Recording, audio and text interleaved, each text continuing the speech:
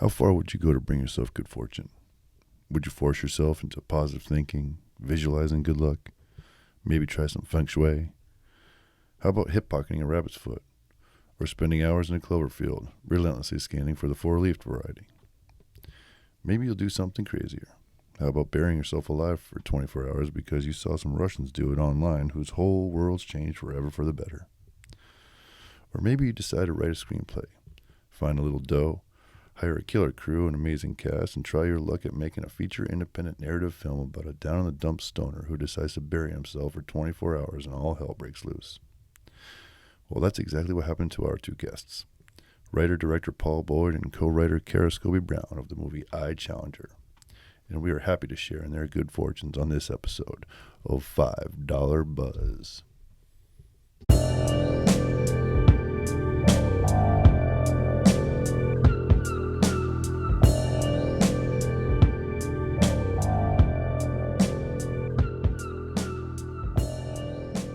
Hello, ladies and gentlemen. Welcome to another edition of $5 Buzz. I am your host, Roger Mayer, out here in Los Angeles. And I am always joined, as always, with my compadres in crime. I've got Mr. Peter Liska here in Los Angeles as well. How you doing, Pete? I'm fine, Roger. How are you this evening? Well, you know, I just got back from a bout of COVID, so I'm feeling, or not COVID, however that goes, depending on which test you're gonna. But I felt like shit for an entire week. I feel fantastic. Been crawling up the walls. I was starting to feel like Ray Milland in the movie The Lost Weekend. I see bugs crawling up and down the goddamn walls. How long were you up in your room for there? From Tuesday until Monday. That's a rough ride. Lots of movies, lots of shows. All I watched was movies and slept. And then also out in Connecticut, we have our man with the plan of the microphone stand, Mr. George Cursar. How are you doing today, my friend? I'm doing good, Roger. I'm glad you're feeling better. My wife actually had COVID, so she was down on the canvas for a little while. I miraculously avoided it, or I didn't have any symptoms, but I'm glad you're doing better, and that's all that matters. Well, I appreciate it.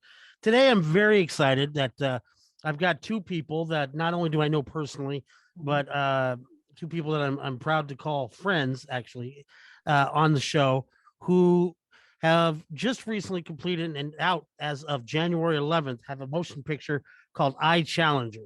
One of them is the director, and the two of them both wrote the screenplay together. I'm going to introduce you to Mr. Writer and director, Mr. Paul Boyd. How you doing, Paul? All right, Raj. Thank you. And the co-writer of the screenplay, Kara Scobey Brown. How you doing? Hi, Roger. I'm good. So, guys, I was there a little bit while this movie was being made, and known you guys during the whole process. I'm actually in the picture as well. When my compadre Jared will be back living here soon in Los Angeles again. Oh, great. He's excited to see it as well. The movie I, Challenger again came out on January 11th, and it's an absurdist comedy, stoner comedy that has all these different mixtures of a little bit of fantasy, a little bit of sci-fi, a little bit of horror. It's about a movie about a guy who buries himself for 24 hours after witnessing the success stories online, particularly these Russians who bury themselves for 24 hours, and all of a sudden their luck changes for the better. So him and his compadre decide to do this, and things go awry, shall we say, more or less. I know he keeps moving. There's like a ghostly emanation over there. Yeah, we almost have to be perfectly still. Yeah, like, don't move. like- Perfect. So first off, congratulations on, Kara and I did a movie. How much before did we do our movie, Deep in the Forest, before you guys did yours? It was almost like 6 months, right? Well, I think no, I think we shoot I, Challenger first. Yeah, we shot that first. Oh, you shot that first. Yeah. But our film's still not out yet. Yeah. So that you guys shot this thing very quickly, got it all wrapped up, and now it's out January 11th out there on Amazon Prime, right? And can you get it? Where else can you get it? Well, it's video on demand, so like Apple Plus. Is there a That's Apple TV. Yeah. Google, YouTube, YouTube, yeah. Microsoft. You get it everywhere. Yeah. Right now it's video on demand, and So in 3 months it'll be. Yeah, you have it'll be to. Right streaming. now, it's $4.99 to rent and $9.99 to buy, and then probably in 90 days it'll stream. It'll go up to $1 million to rent. Yeah, it'll be Yeah. $1 million. So you better get it now. You know what I mean? Yeah, That's right. $1 million to rent. Just to rent it. just yeah. Amazing. So Paul, Exhausting. you're obviously not from the United States, hence the accent. So why don't you tell us a little bit? I know that this is your second feature as a film director, correct? Yep. And your first film was called Vicious Circle, That's right. and it's a film that I actually played at a film festival called Right. the Downtown Film Festival in Los Angeles, and it won Best Director that year, I do believe. Is that right? Yeah, that's right. Yeah, it was a tiny little Latino love story set in Venice. Paul Rodriguez Jr., the skater, actually was the star of that movie. There was a skateboard because it was a chess metaphor, the whole film, and he was a knight, so his skateboard was his horse. Yeah. Kind of love story, Romeo and Juliet. But yeah, that's coming out actually. Strike Back, who released I Challenger, are re-releasing Vicious Circle in the spring. Oh, that's excellent. That's Yeah. fantastic. Yeah, that turned out. And then before that, you got a very prestigious career making a shit ton of music videos. You have done so many music videos, Yeah, a few hundred. and big ones too. I mean, major. When they used to be big, you know. You don't have to tell me, brother. Every video was a big video back Yeah. in the day, right? Yes, that's right. And now they want you to do what you were doing for $1 million for 15,000, if that. 10,000. And if you're not interested, there's 50 kids that will be willing to do it for free. Straight out of college. You know, and that's great. You know what? It's in the hands of the people. It really, I mean, it's artists aren't making any money anyway because no one's buying their music. So it's equilibrium, right? You know what I mean? In the past, they made a lot of money selling music, or there was a lot of money running through the business. It's different now, unless you're touring and selling merch. But yeah, it's changed the promotion, and I think it's a good thing because it was extravagant. I mean, it was really it was the amount of money they used to spend. I mean, Yes. Yeah. crazy comparison to what we made our film for. You know, Yeah. we could have made 3 films Yeah. for one of the videos. You know, Isn't Hey that Paul, funny? I was looking at. Sorry to interrupt. I was just looking at to accentuate what Roger said. You have some very impressive names on this list, and one thing, I see you worked with a band I really like. I don't know if you remember working with them at all, Blind Melon. It looks like this is probably before We Yeah. were they were talking about household three. names. But Yeah. Pete and I really both enjoy I think it was their second album called Soup, and I Yeah. think Yeah. that Shannon Hoon sadly died shortly after. But Pete and I listened to Yeah. that record a lot. I really like that. he was just, like I went and they were. I met them because a friend of mine was friends with Guns N' Roses, and they were connected to Guns N' Roses because Shannon was his cousin, Axel's cousin. So we ended up going up to shoot them in Seattle. But this was like '91, right before the grunge movement hit, and they were like right in the middle of that. So that was a great experience. Those were no budget videos, but ones that really mattered. And that was a real loss. That guy was. His voice was. When I met him, he was incredible. just a pothead. That was it. He just smoked weed. You know what I mean? We were all like that. But the fame and everything got, He was related to Axl Rose. I never Yeah, knew that. I think he's his cousin, something like that. Wow. I know they were from the same high school. Yeah, they must have been related, but they grew up in Indiana, and when that guy got done with high school, he showed up, and I guess at that point Axl Rose could green light just about anybody, and but obviously the guy had a tremendous amount of talent. It was and they signed to Capitol Records, and I remember when it was one of my first jobs for Capitol Records back in the day, and Dear Old Dad we did for like $5,000 or something. It was nothing. Super great film up in Seattle, and it just came from there, And then it was interesting because I did a few for them, and then we were going to do No Rain, and they ended up going, and Samuel Bayer did it, and fucking killed it. He made Yeah, them. I did. With I the mean, beat. I remember Yeah. I went into the label, I was all pissed. I'm like, why didn't I do the video? And he said, well, take a look at this. And I was just jaw on the floor. You could not avoid that music video. no. Yeah, no, Right, it yeah. was like the The biggest. bumblebee running around. And it's sad but- that's kind of what most people remember him for. But Pete, you know, I think you like we used to listen to that album Soup like That album Soup is an absolute masterpiece. I absolutely love it. I really Great like guys it. too, man. All really Yeah. nice group of guys. You know, it's like working. That's with cool. friends. Yeah. Wasn't noisy enough for me. Anyway, and Kara, you know, you were a producer. We're producing for a while there. Electric Soup, right? Was the name of the company you had? Yeah, Electric Soup. Electric Soup. And then you dropped out for a little while.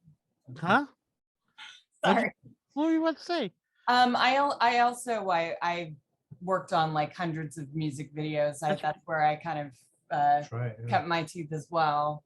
And I'm surprised our paths never crossed. I know, me too. Because we all work with the same people. It's crazy, Yeah. isn't it? And and then for a while, and I had been writing music video treatments. I always was a writer. And what's funny is that there were certain directors that I, you know, would write for. And so I did a lot of rap videos, and I just thought it was, you know, I'm like, wow, if people only knew that this was written by a, you know, tattooed Jewish girl. That's funny. You know, That's funny. Well, We met on a video, right? yeah, we did. Yeah. What I was always intrigued by the concept of the videos because Well, you know, that- a lot of times the general public probably thought that, you know, the band came up with it, but obviously that's not the case. But it was, Sometimes they do. Mhm. But, Yeah. you know, It's the a period shame when it's kind of gone. It's a shame the art form though is not, you like you said, it's not treated the same way. There used to be these huge made for MTV huge budgets, and now Mhm. you know they just want to get something out there on YouTube, and it's Yeah, so it's kind of a shame because it was a great way to with meet a their band. album, like it's accompanies their album or Yeah. whatever now. And the coolest shit now is the DIY. Like, right, the people that are doing Yeah. I was like, we're in love with this band from Australia called Emil and the Sniffers. Mhm. And they're like just a pub punk band. This female lead singer, there's like 4 of them. Man, they're brilliant. Mm. They make their own videos. They're just so urgent. Like it's that to me is the best part of the business now. Not big budget videos for Katy Perry or Right. Rihanna like that, you know, or Mariah Carey. Well, You know what I mean? although, you know, That seems dead to me. I That side of did the work with Lady I'll Gaga. take a couple. I'll take a few of those. I worked with Lady Gaga for a while, and I wrote the treatments with her, and as far as that was concerned, that was like one of the most fulfilling like creative experiences that I had in you know, my career. But Well, she could do whatever she wanted to. She's bringing in the big bucks. well, here's a good question. I mean, I've done a ton of music videos as well. Let's flick the light on. Maybe it will help with the flicker. And I never had done a music video by a band that I absolutely love. I've got a few that I like, but I've never, you know, I've never done a Sonic Youth music video. I've never done, you know, music video for the Buttle Surfers. I've never done, you know, by bands or music, the style that I love to death. I've just never, every music video I've done, I mean, the Gary Clark Jr. one was cool, but Yeah, that was cool. but I agree. I'm in this. which one have you done one for a band that you absolutely worship? Either one of you. I really was a fan of Queens of the Stone Age, and I did a video for them. But the thing is that they weren't in the video. They just, you know. But I mean, I did end up like meeting and working with them, but not from that. Such a cool band. Yeah. So sad what happened to them at the Bataclan, and oh my god, just what they had Well, to that go was through. yeah. And Well, that was Eagles of Death Metal, right. Yeah. Well, but they work together a lot, don't they? Yeah, to him and Josh. that was Josh's band, right? Yeah. Well, he doesn't play in it. Right. Yeah, but I mean, it's okay. Yeah. That's that other guy who's Did a kind of documentary where they're all talking about it. And, yeah. It's interesting. That One Night in Paris, I think it's called. Mm. So heavy. Yes, that was on HBO, right? Yeah. he also did that band with John Paul Jones. That was pretty cool. Crooked Vultures, Pete, you know that one? Oh yeah. Yeah. Yeah. Yeah, that was a cool record too. Those Them Crooked Vultures. Sell them Them down to crooked- Wilton. Yeah, it was I think Dave Grohl and John Paul Jones from Led Zeppelin, right? Mhm. I think that was the the bass player yeah. from Led Zeppelin. Yes. Uh-huh. Yeah. He also, by coincidence, has also was a producer for a couple of Butthole Surfers records. So there you go. We come full circle. So guys, tell me, where does the nugget for this idea? Because explain a little more about the film, because it's actually a really fascinating concept. I really am interested in where this kind of idea comes from. So the idea came. It was interesting.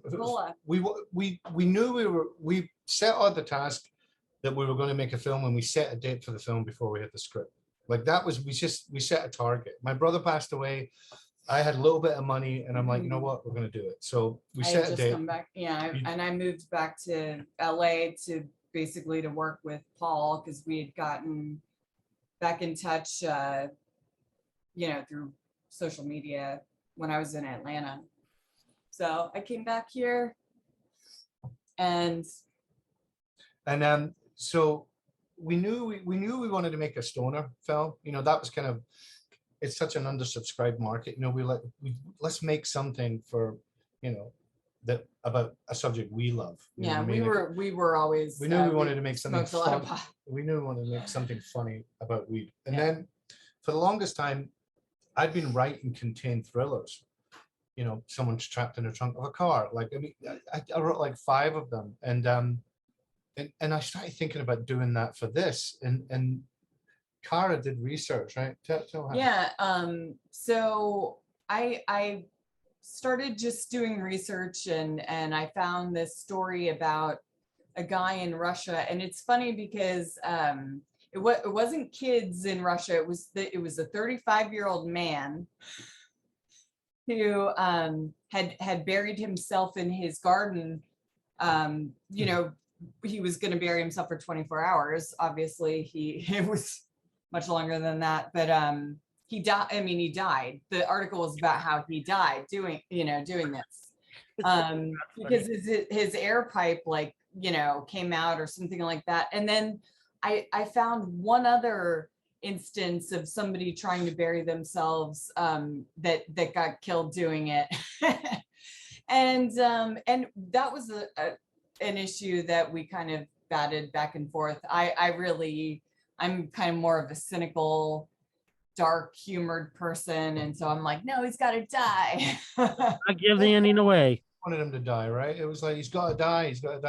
But I think for me, from the beginning, that was not the story I thought we really wanted to tell. We wanted it, it's just, it was actually right before COVID, but when we did all the live stream stuff was during COVID, and it kind of added a whole, it was that interface of the social media generation really twisted and changed it for us, and gave it more commentary, I think, in an interesting way. But and it was and that came from during the lockdown, all the news, like everybody was on Zoom, and the news was like that, being broadcast that way, and we couldn't get together with anybody to film them, so Paul had this brilliant idea, and it really adds to, I think it really adds to the film. I don't know if it was a brilliant, it was kind of. Are you talking about the way that he shoots himself, and then the way everybody's watching him as he's the multi-screen interface like we have here.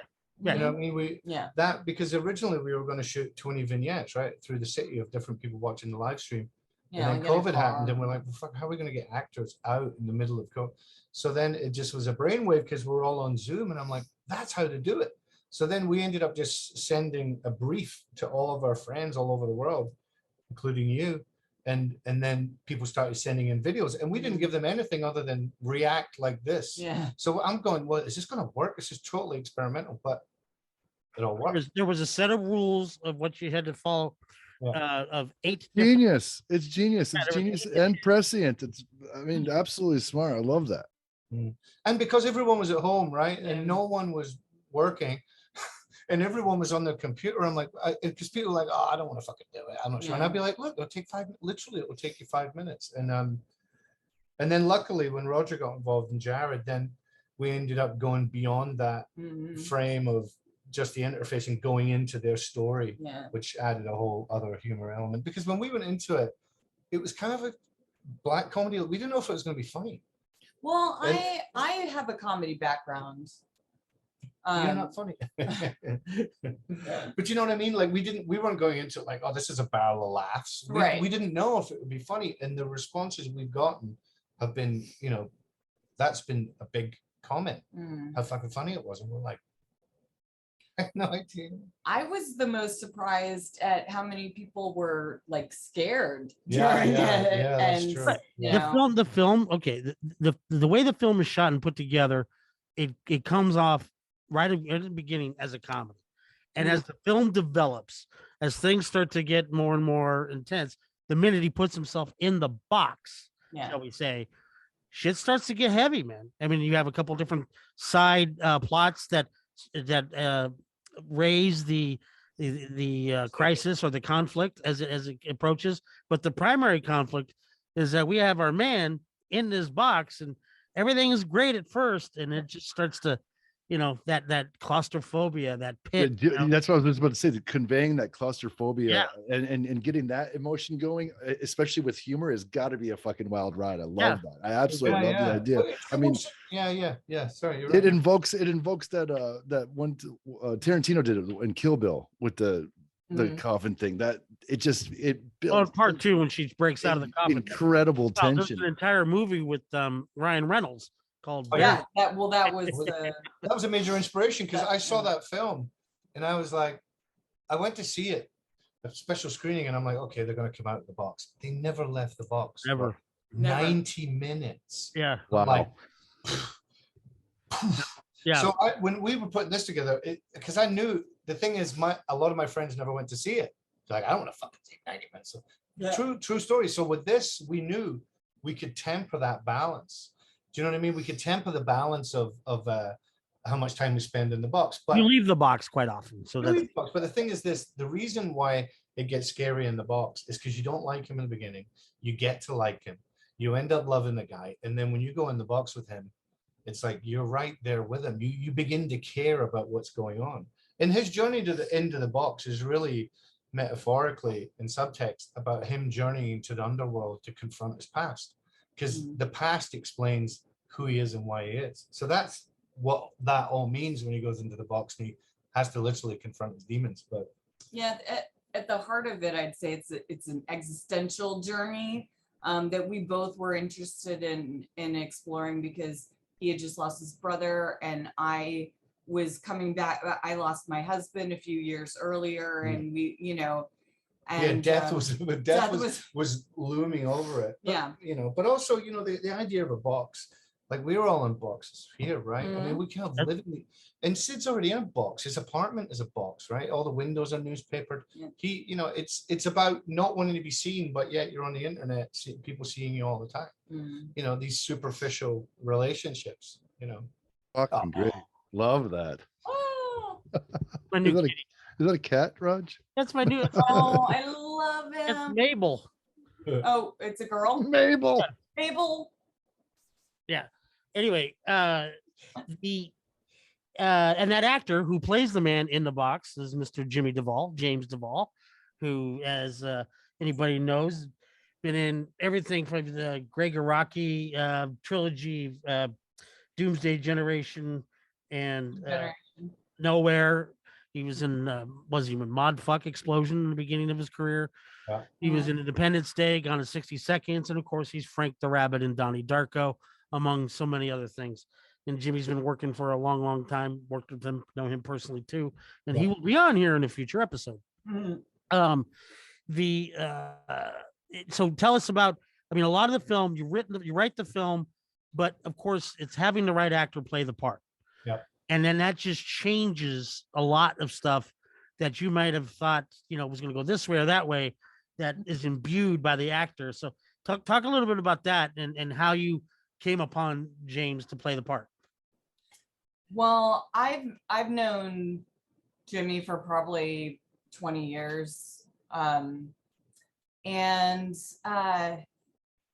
I know him personally, like we're friends. I mean, I've been on sets with him, but mostly our friendship is not, in the industry or anything. So I knew him as this pothead, coffee drinker, like, rambler, Yeah, he doesn't drink alcohol. No, no, he he's smokes blonde. just a big pothead. Loves his coffee. Loves to play that guitar all day. Yeah, the coffee and the THC kind of. Yeah, he's been on a roller coaster. But That's called an Adirondack speedball, where George and I are from. What I was thinking well, too. that's what he does all day. Same with this one. But yeah, so there were a lot of, when we were writing the character, it was physically nothing like Jimmy, even though it didn't really matter, I guess, what he looked like, the character, but who I was envisioning, was this particular kind of person. And but then when I started thinking about it, I was like, but Jimmy is this guy, like, he's totally this guy, he just looks different. So you can't, it's funny because he gets the Keanu Reeves comparisons all the time, but he's like the poor man's Keanu in this movie, like he's Neo, right? A couple of people said that. A couple of people said Jimmy. I've always thought of Jimmy as that, like that kind of. He's always felt like that to me. When you mentioned him, because I met him years ago too. Used to live right next to him, and of course Donnie Darko being one of my favorite movies, I was like no brainer. But what he brought to the film specifically was we kind of had him more of a loser. He brought the sensitivity to it, because you know how sensitive Jimmy is, right? I mean, vulnerability to it. Oh my God, he's the most sensitive guy I know. He'll cry like that. Yeah. So, and we didn't want him to smile at all in the film until there's a certain point where he does. So we needed someone that was sullen and could capture that emotion, and like a little puppy dog, where you just want to care for him, and that is Jimmy. Yeah, and to me, it's like he was almost typecast. You can watch him like he gets typecast a lot. Yeah.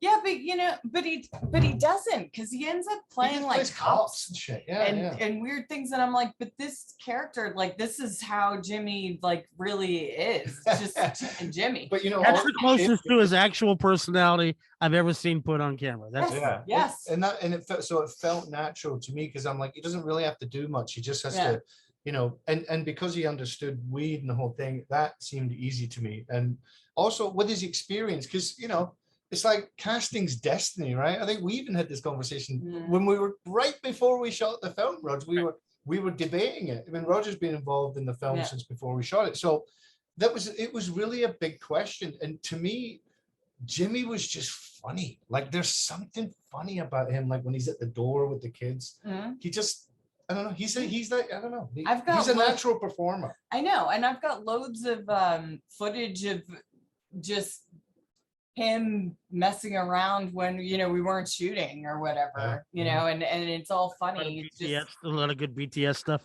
He was the first on set every day. He stayed on the set. He lived there. Yeah. He literally would show up and be like, "Good morning, everyone." He was, that's like, you're trying to get actors out of the motorhome, right? He's there, like, let's go. Yep. I shot a movie with him in Idaho, and the day he landed on set to the day he left, nobody wanted him to leave. He came to set but after the movie, every day when the end of wrap, I'd come downstairs to this room I'm sleeping in. He'd be entertaining like 40 people playing the guitar. The whole town wanted to hang out. Oh yeah.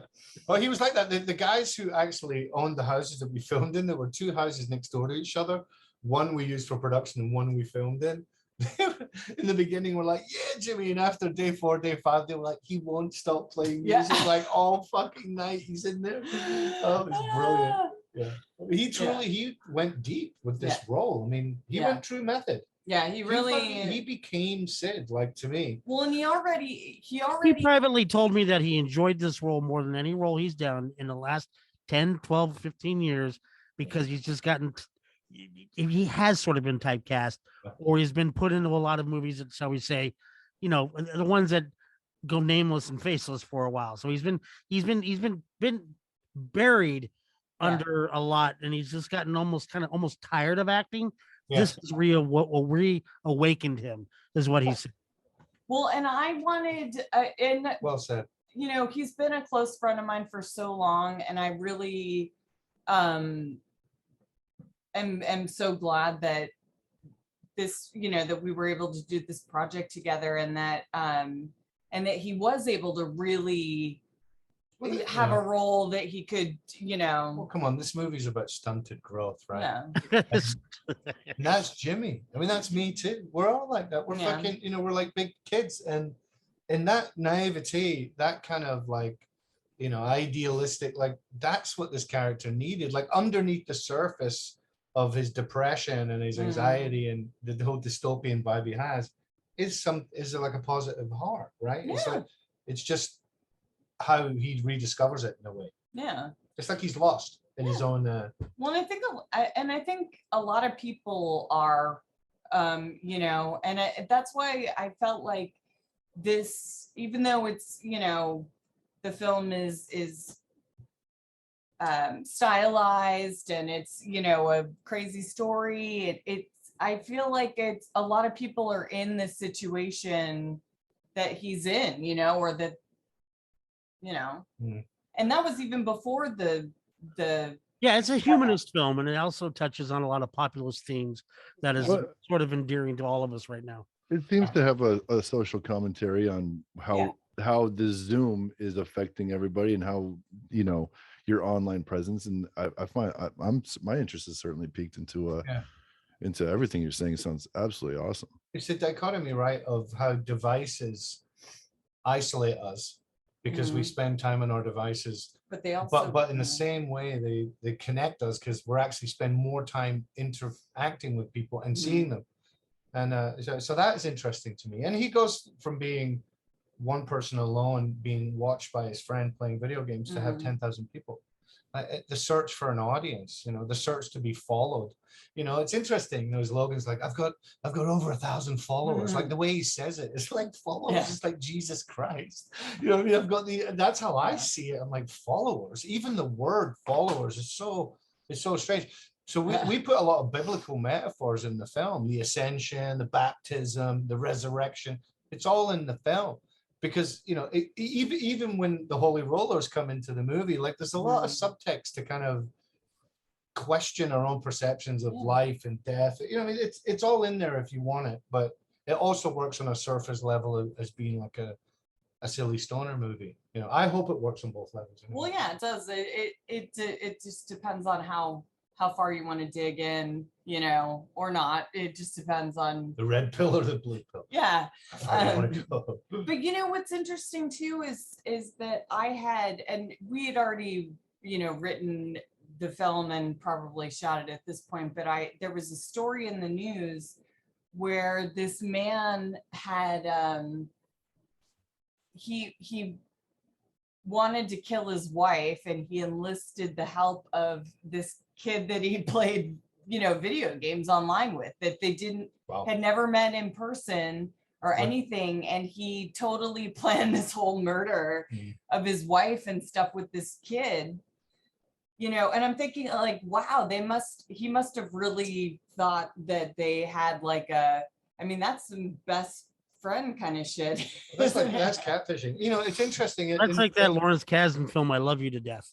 Yeah. And what's the other one? There's another, To Die For, where she hires the kids to kill her husband. And in this film, it's interesting. Logan says, "I don't need a friend in real life." Like that's a big comment in the film too. Like with social media and all that, and Facebook, I feel like I'm in touch with all my friends. I mean, oh yeah, we're all seeing each other. But the physical interaction is like much less. Well, and also you're seeing what they want you to see. You're not seeing. Well, that's part of the film too, right? Yeah. Because identity and how they present themselves. Yeah.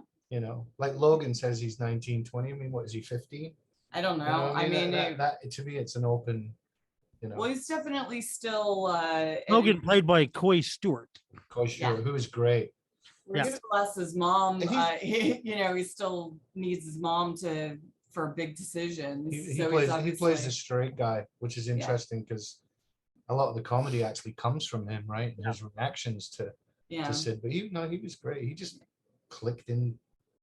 He also was a child. He comes from like the Disney Channel or Nickelodeon or something. And he said, because I was having a conversation with him, and he said when he was a kid, they rehearse you. You have to know the lines, you have to memorize everything, and they just drill you over and over and over and It's over all and over again. blocked. Yeah. Yeah, so there's just not an opportunity for you to make a mistake, really. Yeah. But also there's not an opportunity for you to really like, you know, Yeah. delve into it artistically. But you know, and with scripts, you know, I don't, you know, your experience, Rose, but for me, I think improvisation, like I like to, the actors being off book is great, but you know, I think just let the actors put themselves into the roles, let them improvise a little if they're finding it difficult. You know, I did that with a film and kind of give them free reign to kind of, you know, interpret it how they wanted, and it made Yeah. it easier because But they didn't feel so like, fuck, I've got to stick to this. But they did a lot, most of it, it's exactly how it was written, you know. Yeah. You know what, it goes two ways, Paul. Sometimes, you know, when the actors are able to sort of, you give them like a Nashville type script where everybody's supposed to improvise. You give them a naturalistic setting and everybody's supposed to come up with their character. Right. I could see the freedom in that, right? And sometimes when you're a slave to every single word, Mammoth style, you know, that could be a hindrance because, you know, that you might have to do 100 takes to get that one Right. absolute reading. That's right. But, you know, but at the same time, if you're well rehearsed and you got everybody's off book, it can go like clockwork. And sometimes improvisation could slow a movie down too. So it's True. like, it all depends on It depends whether on you're going to make your day or not. yeah, that's horses for courses because all actors are different too. Yeah. Yeah. And you know, just thinking ironically back to the days of the music videos, I noticed that MC Lyte was part of the cast. I haven't seen her in a, you know, I may have missed it, but is she a frequent actor? And did you work with her in the past to get her involved in this project? No, it was no, she does a lot of television and Yeah, she's an independent actor films. now, yeah. She's an actor. Okay. But she's just an OG, you know what I mean? To me, Yeah. I remember her with LL Cool J, like Yeah. 86. So I started thinking like, who can we get, you know? And I also wanted someone from the music business. I just wanted to represent it, and her name came up straight away as someone, you know, who could be an interesting authority figure over this young guy. And she said, yeah, like all of our first choices said, yeah. Yeah. You know, that was a surprise because Yeah. we didn't think we were going to get Margaret Cho. Well, with Margaret, That's right. And Margaret Cho is in the movie as well. Yep. Yeah. I kind of Hadn't you worked with her? Or Jimmy had no, worked Jimmy with her? had worked with her, but I didn't, for some reason, like I was so stuck on wanting her to play this that we never even had a second choice. We never had any other choices. I'll tell you what we did though. We argued over one thing at the beginning. I said, if Margaret Cho's going to do it, is she going to do it in that voice? You know, she does that where she impersonates her mom, and you're like, no way. She No, yeah, I was you like, put your foot down on that. yeah, I one. was like, no, we're not gonna ask her to do an Asian accent. But I just, my brain automatically went there because she's Yeah. so fucking funny when she does that. Yeah. But she was great. She was easy to work with too, man. Yeah, she was awesome. Yeah. And then your last major actor is Tina Majorino from, of course, the fucking Napoleon Dynamite. Waterworld, yeah. Waterworld, and of course Napoleon Dynamite. Oh, ton of movies. I mean, Oh yeah. Why not? But those are the two. Those are the milestone films, right? You know. I know. Why was she was in one with Ray Liotta and Whoopi Goldberg, right? What was that one? Oh, Charlotte, what was it? The two girls. Oh my God, it was a terrible movie. Karina. Sorry, Majorino, if you're listening. She's been in so many movies. You know, it's funny because when we thought about that role too, because the film's a role reversal, right? Mhm. Jimmy's the damsel in distress in a way. If you think about, Right. know without giving it away. So we needed someone that you would believably could do that. So we didn't want someone too fancy and too girly. It wanted to be someone really grounded. And when I go into the pot shops, the people in there are a really specific type. And she just worked. Like, I don't know, was it she? Because that was an interesting role because it's a kind of love story in reverse. It was like, how do you match someone to Sid? Like, you know what I mean? Because Sid's so grody with his shaved head. You know, it was like, how do you what is going to work? So that was experimental too. I mean, you know. Well, and I think that she kind of is more of like as an actress, you know, she's like a real person, Yeah. you know. Yeah. It's not like Angelina Jolie or something like Right. that, you know. Yeah. So, guys, real quick, we're going at it for a minute here. We'd like to take a quick little break, Yep. just to hit the bathroom real quick and get another refresher. Let's do it. I'm very excited that this may be the first episode where we do a lot of episodes on weed. This may be the first episode where we're actually watching people smoke weed on our actual podcast. Oh, I know. This movie just it sounds phenomenal. I can't wait. I'm loving taking this deep dive with you guys. Good man, yeah. All right, we're gonna take a break, and when we come back, we'll talk more with Paul Boyd and Kara Scobey Brown. Hey everybody, this is Eric from Slate River Farms. You may remember me from episode 1, titled Farm to Toilet. I'm just dropping by to remind you to please follow $5 Buzz on Instagram. Subscribe wherever you get your podcasts and hit the subscription bell on YouTube. That way, you'll never miss an episode.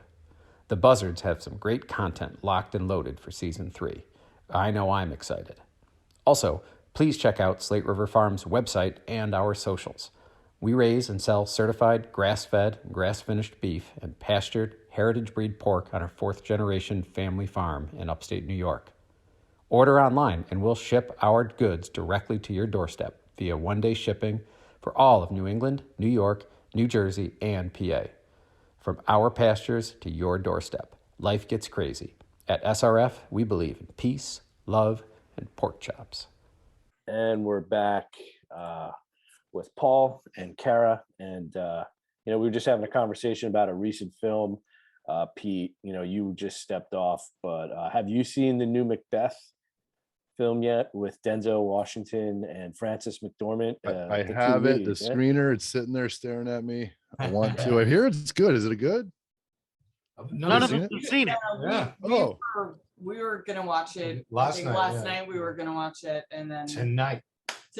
I hear it's fantastic, but the best movie I've seen so far this year is Nightmare Alley by a long shot. I love that film. Really? I think Nightmare it's Alley? really good. Yeah. Well, I haven't even checked that out. It's interesting because there was a whole thing in the trades about why people aren't watching that or something. really, Yeah. It's too I want to see it for sure. was it because it's too dark. That's Guillermo, right? Guillermo Oh, and del Toro? it's Pan's Labyrinth, Guillermo, not Shape of Water, Guillermo. If that makes any kind of sense, you know what I mean? It's late 30s, early 40s, World War II era. Yeah. Brilliance. I absolutely love it. It looks interesting. And it's funny you mentioned Guillermo. Is that our last guest? His name is Hugo Martin. He's primarily works in the video game industry, but he worked on Pacific Rim with Guillermo. So that's just ironic. But And I love Guillermo, and I love Shape of Water, and I like Pan's I like Labyrinth. that too. I thought that was funny as hell. Honestly, that was so tough. But wasn't it? Is he night watch and day watch?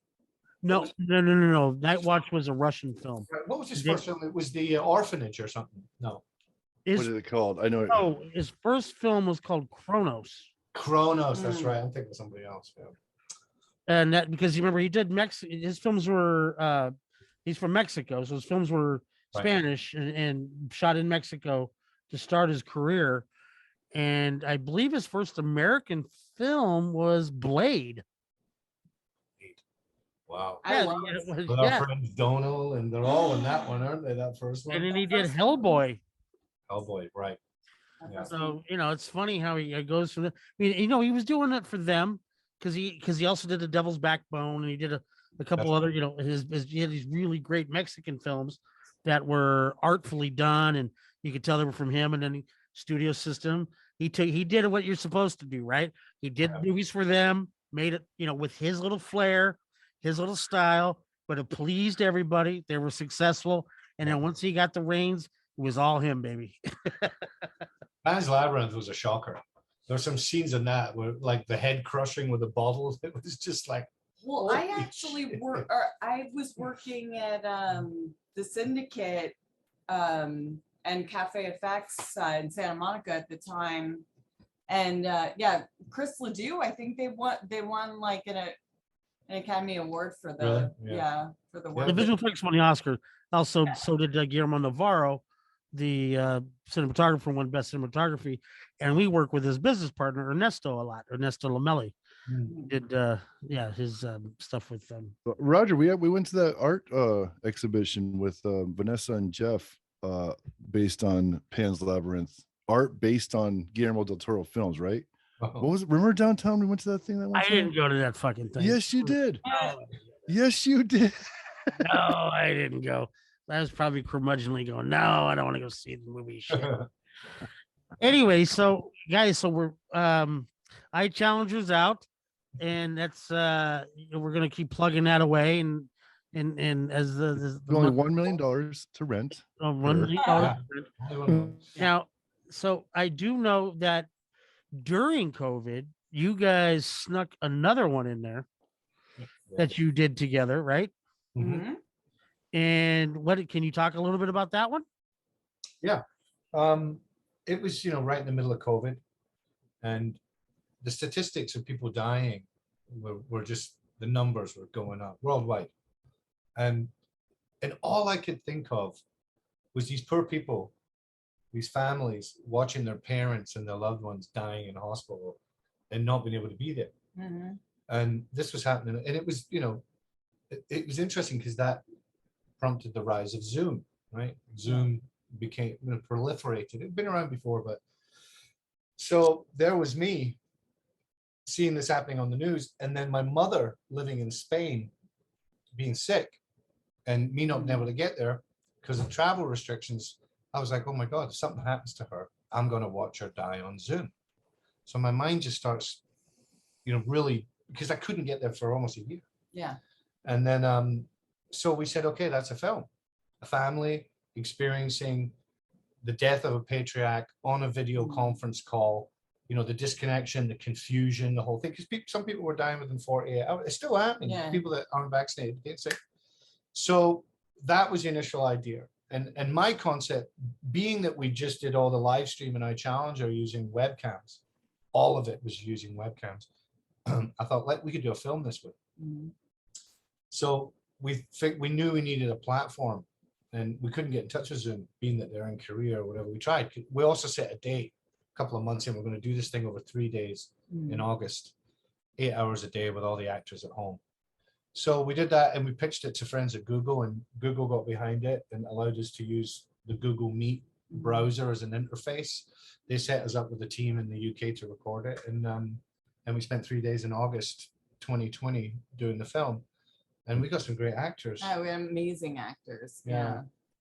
Yeah. Because they were. You did. Yeah, there's some hitters in there. Yeah. And exactly. they wanted, everybody wanted to work because they, Well, everyone was at home. they were all home. And yeah. they all endorsed the concept of.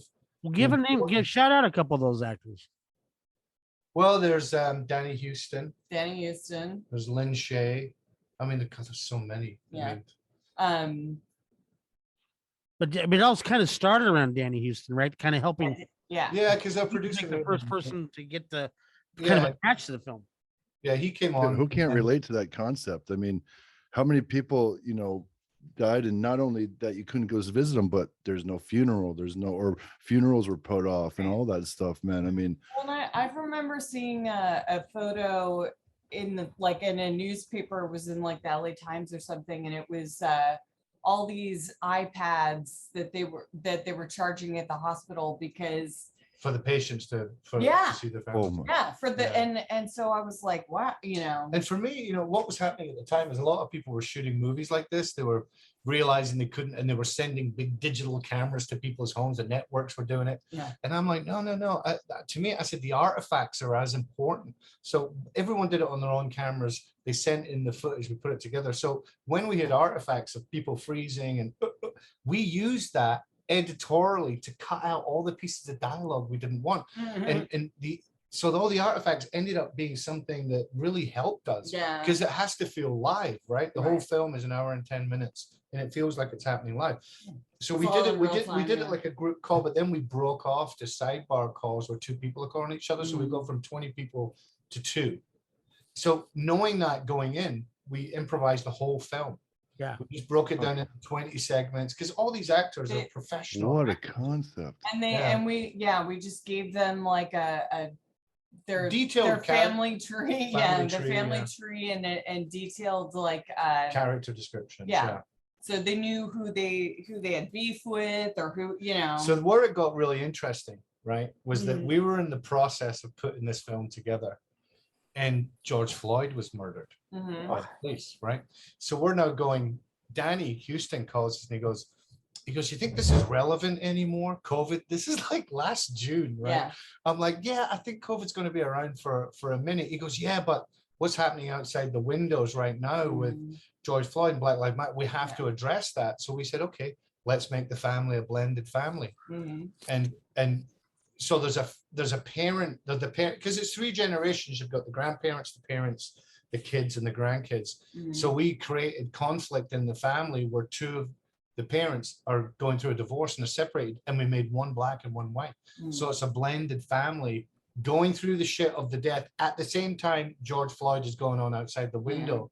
So the young kids are talking about that. So it was definitely an experiment. Like we didn't know if it was going to work at all. I still don't know if it works, because Cinedyne picked up the film, but a lot of people have seen it and going, oh, it's too real.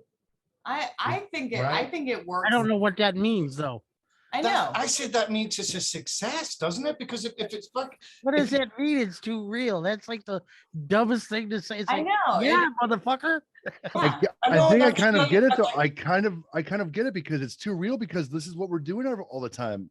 And now you've got, but that's what also makes it an almost avant-garde concept. It is pretty fucking cool, actually. And check this out. So we finished the fucking film. You brought in Peter, right? Peter. Yeah, Peter Jason. Yeah, we worked with Peter Jason in the film that Margaret Roger Avery, had. who won an Academy Award for The Color Purple, Clifton Davis. Yeah. We had she was nominated. She didn't win. Right. We had Lynn Shay, who I'm actually working with on Scared to Death. She's coming in. Lynn Shay is for those who don't know, is a cult icon actress whose brother was Bob Shay, who owned New Line Features and was responsible for Nightmare on Elm Street. She's been in so many horror movies. Some of the big ones that I'm trying to think right off the top of my head. And also with the Farrelly brothers, one of my favorite parts is her as the landlord in the Farrelly brothers movie. Kingpin, yeah. Yes. She's a brilliant character. And then something about Mary, she's a something great. About Mary was Yeah. So we put all these actors in a room together. Well, I mean, not really in a room. Well, they were in a room online. Right, yeah. And but all isolated from each other. It was really interesting, man, because it was kind of competitive. You know what I mean? You could tell that each one they knew who each other. It was really kind of one up each other. Yeah, man. They really stepped up.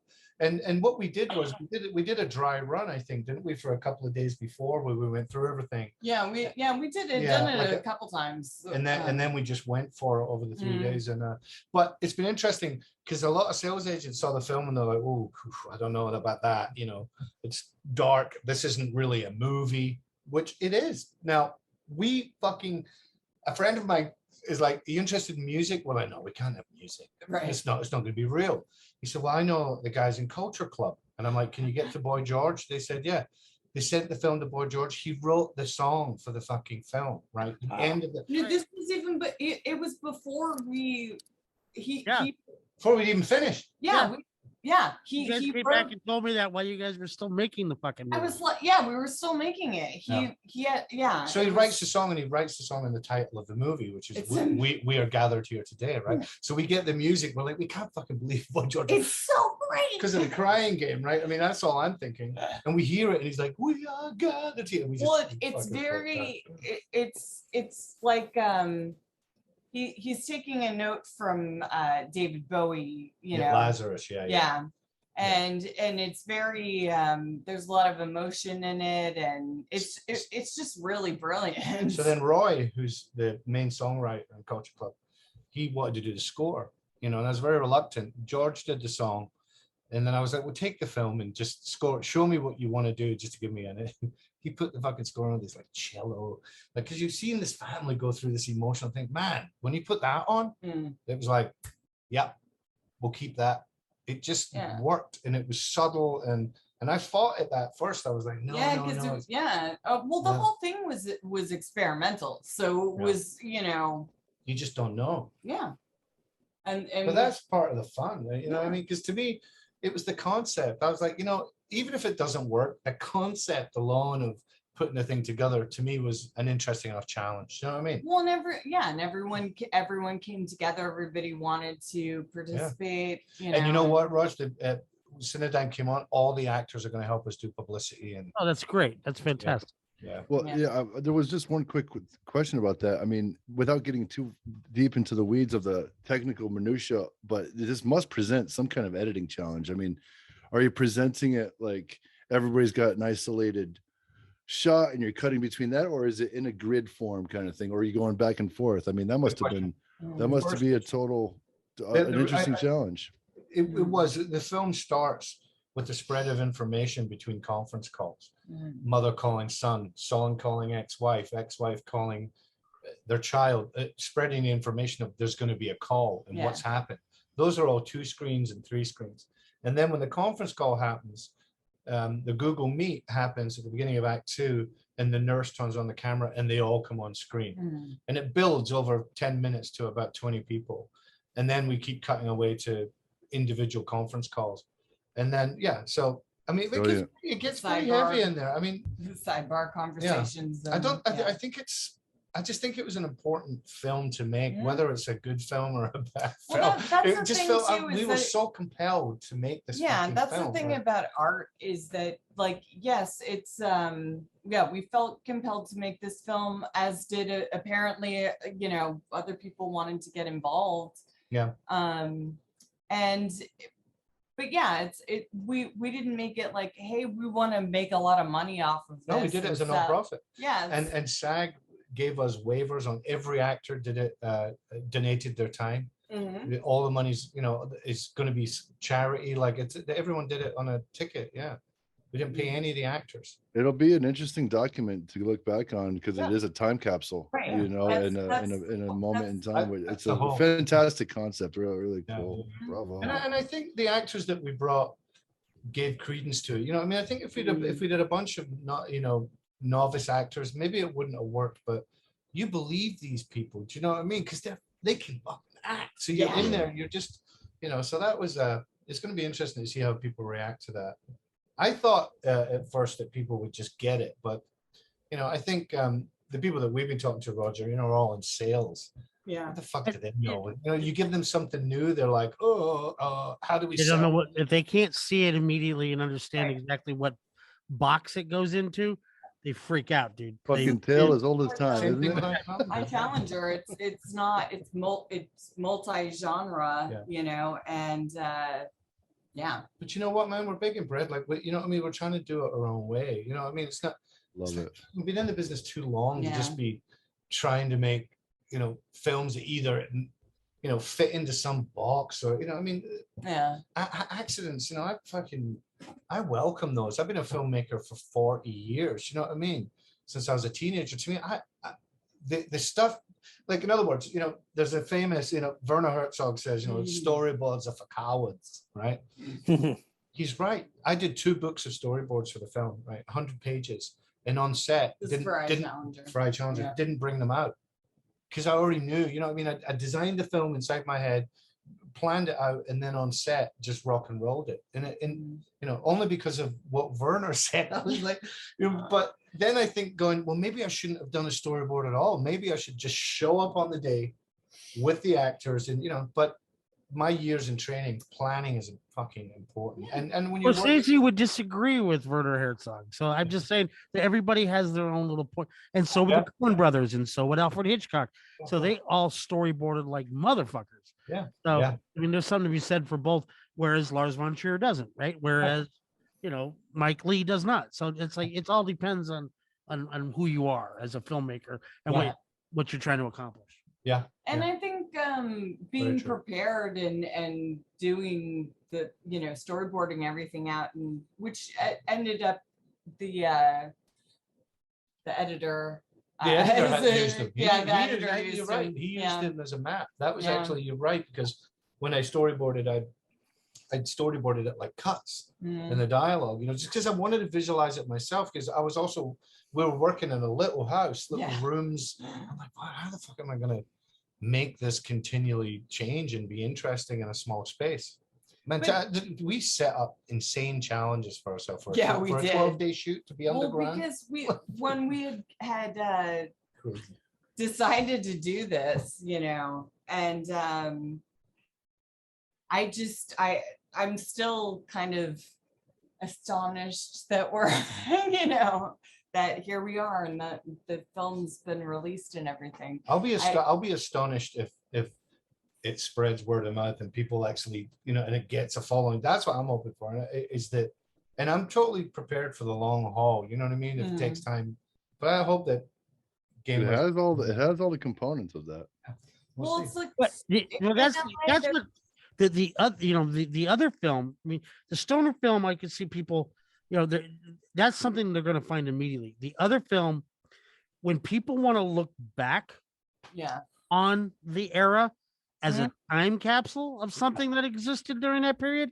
Yeah. Think about how invaluable that movie will be to those who didn't live through it. The children of the kids who lived through the pandemic. And you know what, Roger? I just read before we recording that the UK is basically done with COVID. They're like, we're done with mask mandates. We're done with vaccine. Like Boris. Yeltsin. Not Yeltsin. Boris Johnson. The British guy. Yeah, but Boris Johnson basically said we're done. So it seems like the world is moving on finally, thank gosh. But I think that what you guys are doing is definitely going to be something that is going to be a major frame of reference. And it's funny you mentioned that your mom, I think you said, lived in Spain, because one of the artifacts I have from when COVID first started is I have this New York Times article, and I found it when I moved a couple of weeks back. I had it highlighted. It said, and you all might remember this, is that certain countries would restrict other countries from coming in. So it's like Italy will not allow flights to Spain until like March 15th. So it was like 2 weeks. And I was like, wow. So in 2 weeks, everything's going to be fine. And I wrote it down. I have like this calendar book. I'm like, Spain and Italy are allowed to fly back and forth to each other.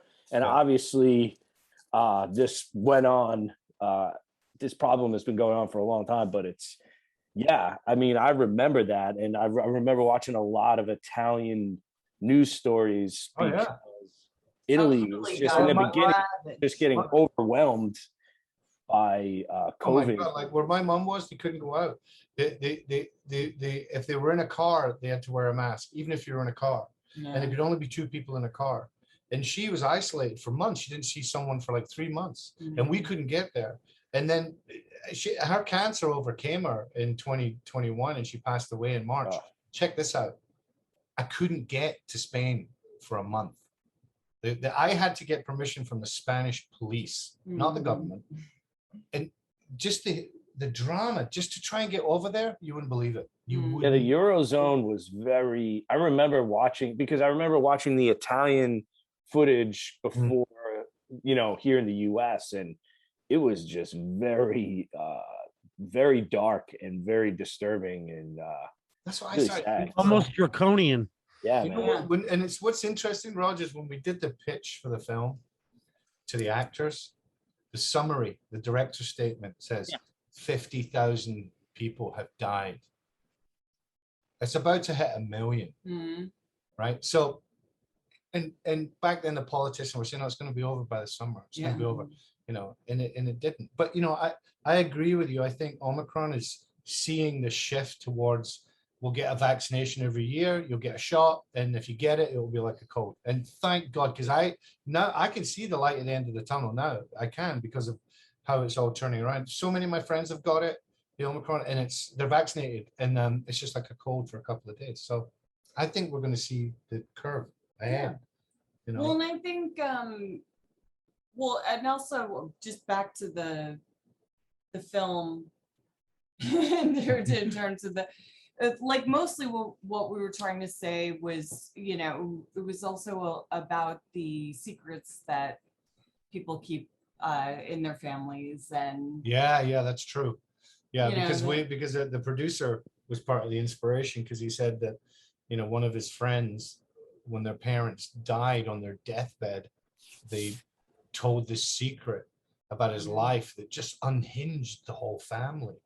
you know, about when he was younger and all the stuff he did. And they were like, that's a really selfish thing to do. And I'm like, well, I mean, I guess you're on your way out the door. You want to unload it.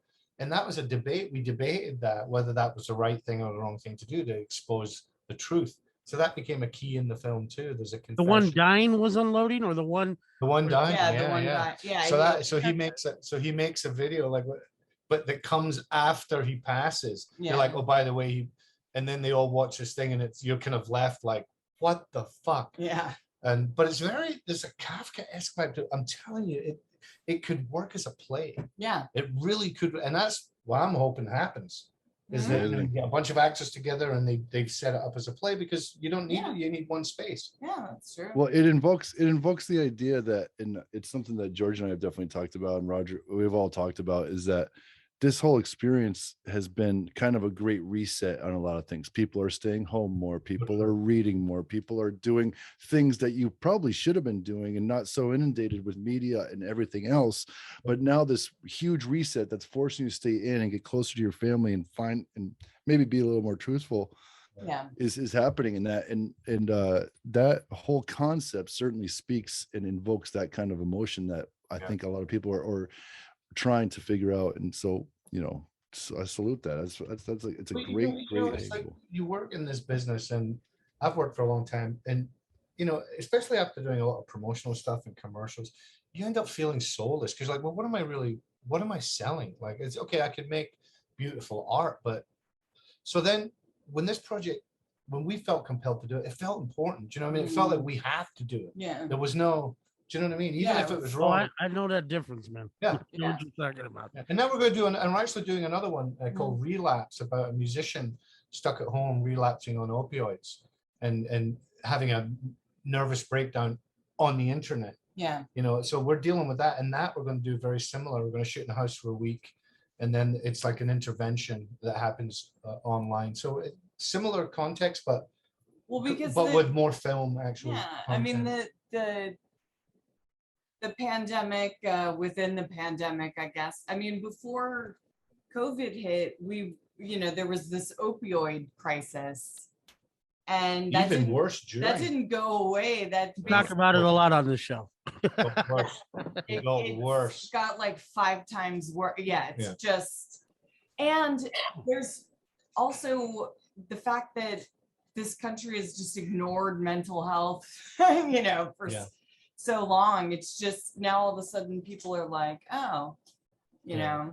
We want to confront, our own demons in the past and kind of really focus a light on musicians and the music industry and give the money from Relapse to Music Cares. It's a charity that helps musicians. Because if you think about what's happened to the music business, it's like Napster in full effect. I mean, okay, you give your $10 a month to Spotify, but you listen to 1 million downloads. It's for $13. It's just, man, it's in a way it's happened to the film industry too, because you get something like Netflix, you go and you pay your $10, you get, but the movies get a lot more money than those musicians do. Yeah, and you can still sell your movie, but buying an album, I buy music. They have to be able to play live. That's the. But I buy music. Like, I don't go on a fucking Spotify. People, and look, Spotify's its own thing.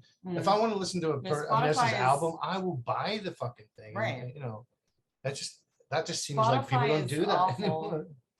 Spotify is terrible. But I also get it. You pay your $10, you have 5 million fucking songs at your fingertips. It just feels wrong to me. It is wrong. It's like, I don't know how this guy, it's all connected, man. Like, exactly like you mentioned the opioid crisis, not to bring that all up, but that's, if people, we're big advocates of marijuana on this show.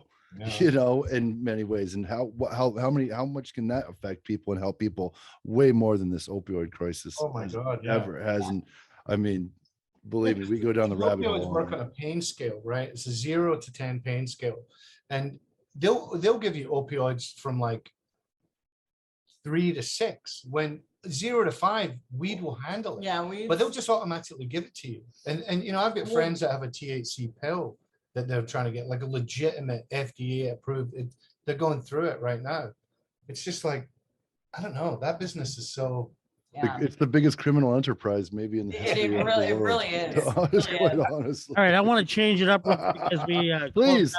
That would be an let's get a little light here as we're ending up the show. So recently there's a movie by Kenneth Branagh called Belfast, and it's about the upbringing of Kenneth Branagh and how he fell in love with movies. Right, it's not unlike the Giuseppe Tornatori's movie. Cinema Paradiso. Yes.